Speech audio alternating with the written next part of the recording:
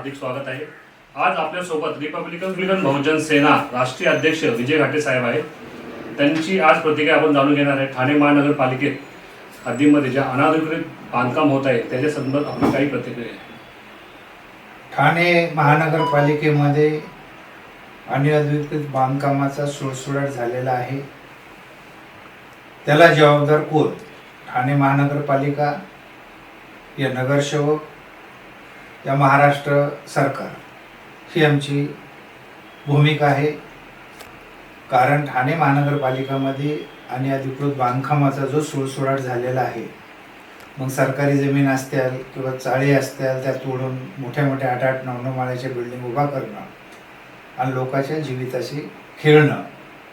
कारण ठाण्यामध्ये परत लकी कंपाऊंड होऊ नये त्यामुळं आज आम्ही तुमच्या सोबत आहोत। तुमचं या ठिकाणी स्वागत आहे। कारण ठाणे महानगरपालिकेमध्ये लकी कंपाऊंड होऊ द्यायचं नाही अशी भूमिका रिपब्लिकन बहुजन सेनेने घेतलेली आहे आणि ह्यापुढे सुद्धा आपण ह्याच भूमिकेत काम करू। नमस्कार, मी विजय घाटे, रिपब्लिकन बहुजन सेना या पक्षाचा राष्ट्रीय अध्यक्ष आहे। आज आपण पाहत आहोत ठाण्यामध्ये जुन्या बिल्डिंगी किंवा तुम्ही पुण्यात पाहिला असेल, अतिवृष्टी झाली, जास्त पाऊस झाला, त्या पाऊस काळामध्ये जुन्या बिल्डिंगी, इल्लिगली बिल्डिंगी पावसामध्ये ढसतात। कारण ते काम तसं कमजोर असतो आणि त्या काळामध्ये त्या बिल्डिंगी पावसाचा मार सहन करू शकत नाहीत। अशा बिल्डिंगी, इल्लिगली बिल्डिंगमध्ये राहणारा रहिवासी हा जीव मुठीत घेऊन राहतो। तर ठाणे महानगरपालिकेच्या हद्दीमध्ये मुंब्रा, कळवा किंवा वर्थक नगर प्रभाग समिती असेल, लोकमान्य प्रभाग समिती असेल, अशा ठिकाणी अनेक बिल्डिंगी बनलेल्या आहेत। त्याच्यापैकी महात्मा फुले नगर, वैष्णवी आर्केड ह्या नावाची एक बिल्डिंग बनलेली आहे। शाहू स्मृतीच्या बाजूला आणि बालाजीच्या ह्या दोन्हीच्या मध्ये एक छोटीशी बिल्डिंग बनलेली आहे। ती 8 माळ्याची बिल्डिंग बनलेली आहे। महापालिकेनं 25 ते 30 वेळा कारवाई केली, थतरमथर कारवाई केली, काही स्लॅब तोडले आणि ती बिल्डिंग परत टोले जेम उभा राहिली।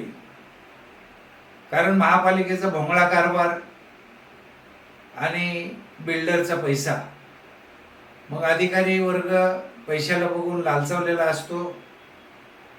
त्या लालचीपोटी उभा राहिलेली टोलेजंग ही वैष्णवी आर्केड, त्या वैष्णवी आर्केडचे बिल्डर राहुल पंढरी जाधव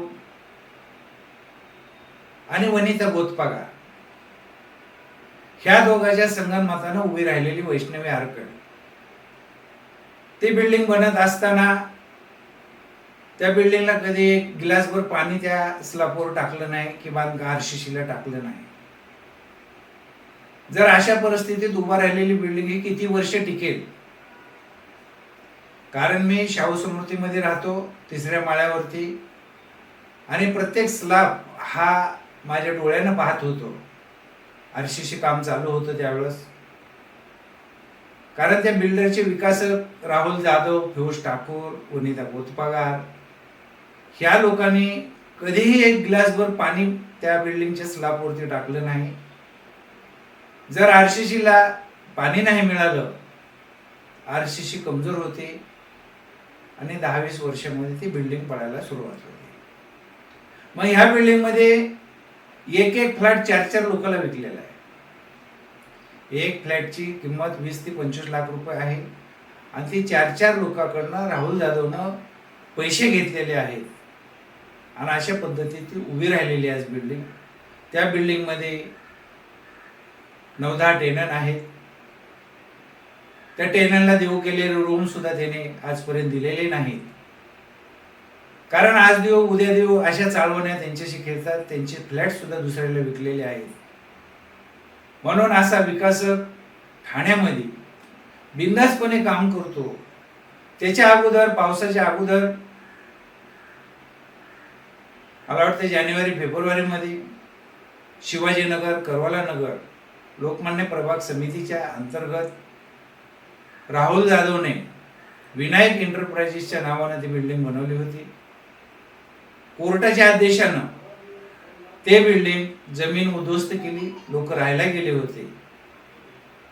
आणि ह्या वैष्णवी आर्केडचं सुद्धा मॅटर कोर्टामध्ये चालू आहे, हायकोर्टामध्ये, असे म्युन्सिपालिटीचे अधिकारी सांगतात.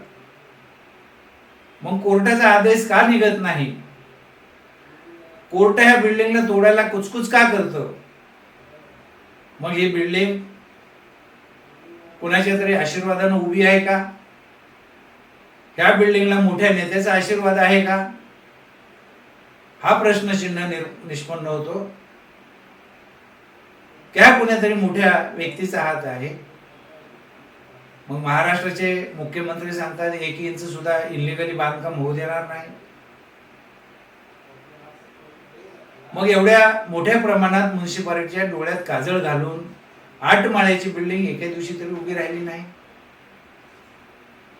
2023-24 पासून हे बिल्डिंग काम चालू आहे. आज 26 उजाडला, काम चालू आहे. मग म्युन्सिपालिटीला ह्या बिल्डिंगकडे बघण्यासाठी वेळ नाही का? जर म्युन्सिपालिटीने एवढा वेळ घेऊपणा केला तर कुठलीही बिल्डिंग एका रात्रात उभी राहत नाही. आणि तिला एवढा वेळ दिला म्हणूनच ही बिल्डिंग उभी राहिली. आणि ह्याच्यामध्ये म्युन्सिपालिटीच्या काही अधिकाऱ्याचे हात गुंतलेले आहेत असं आम्हाला याच ठिकाणी वाटतं. म्हणून मी महाराष्ट्र सरकारला, ठाणे महानगरपालिकेला विनंती करतो, ह्या बिल्डिंगमध्ये 32-40 घरं आहेत. 32-40 घरामध्ये 40 घरामध्ये 5-5-6 लोक राहत असतील, येणार आहेत राहायला. आणखीन काम पूर्ण झालं नाही, इंटेरियर आतलं सगळं बाकी आहे.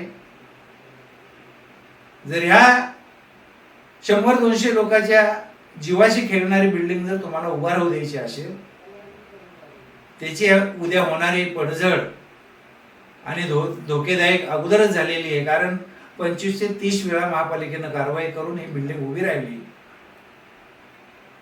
जर ह्याच्यात लोक राहायला आले तर भविष्यामध्ये लकी कंपाऊंड होण्याची भीती वाटते. परत लकी कंपाऊंड होऊ नये म्हणून ठाणे महानगरपालिकेला माझी विनंती आहे, ताबडतोब आपण हायकोर्टाचा आदेश काय आहे ते बघावा आणि हायकोर्टाचा आदेश घेऊन ही बिल्डिंग जमीन उद्ध्वस्त करावी अशीच माझी मागणी आहे. महापालिका आयुक्ताकडे माझी विनंती आहे की आपण जातीनं लक्ष देऊन हे बिल्डिंगचा विकासक, करवलनगर शिवाजीनगर मधली बिल्डिंग तोच विकासक यांच्यावर कठोर ते कठोर कारवाई करून समाजाची लूट होण्यापासून थांबवावं आणि असे बिल्डर समाजामध्ये उत्पन्न होऊ नयेत याची सुद्धा काळजी आपण घेतली पाहिजे. म्हणून ह्यांना या समाजामध्ये राहण्याचा सुद्धा अधिकार नाही. कारण ही समाजाला विकून खाणारे लोक आहेत. यांना समाजाचं काही लेनदेन नाही. एक फ्लॅट 4-4 लोकांना विकतात, 4-4 लोकांना फसवतात आणि नंतर तो 5व्याला विकून त्याला राहायला देतात. ते लोक आपले पैसे देऊन भोळे बापडे लोक यांच्या पाठीशी फिरतात, त्यांना दम देतात, जीवे मारण्याची धमकी देतात. अनेक प्रकारचे हे लोक त्यांना ब्लॅकमेल करतात. आणि वनिता गोतपगार तर मला वाटतं ठाण्याची फुलंदेवी बनलेली आहे. त्या फुलंदेवीला रोखायचं काम महाराष्ट्र सरकार करणार आहे की नाही करणार आहे हे आम्हाला महाराष्ट्र सरकारला पत्रव्यवहार करून विचारावं लागेल. हेच माझी महाराष्ट्र सरकार आणि ठाणे महानगरपालिकेला विनंती आहे. जय भीम, जय हिंद.